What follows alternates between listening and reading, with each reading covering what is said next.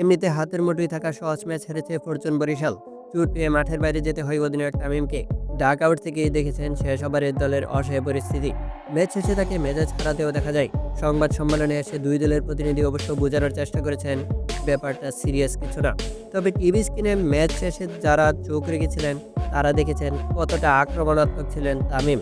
রংপুর রাইডার্সের কারো দিকে তেড়ে যেতেও দেখা যায় ফরচুন বরিশাল কাপ্তানকে। এই সময় সতীর্থকে শান্ত করার চেষ্টা করেছেন সুহান। আর রংপুর রাইডার্সের টিম ডিরেক্টর শাহরিয়ার তামিমকে জোর করে তামিমকে সরিয়ে নেন সেখান থেকে। মূলত টিম ডিরেক্টরের প্রচেষ্টাতে বড় রকমের অস্বস্তি তৈরি হয়নি। বরিশালের প্রতিনিধি হয়ে সংবাদ সম্মেলনে আসা তার বড় ভাই ম্যানেজার নাফিস ইকবাল বলেন, ম্যাচ হারলেই ইমোশনটা থাকে, সিরিয়াস কিছু না।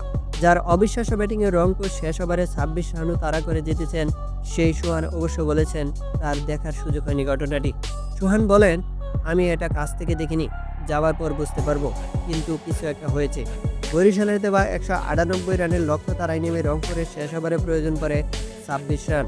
সমান ৩টি করে বাউন্ডারি ওভার বাউন্ডারিতে সুহান ৩০ রান তুলে নাটকীয় এক ম্যাচ জেতান।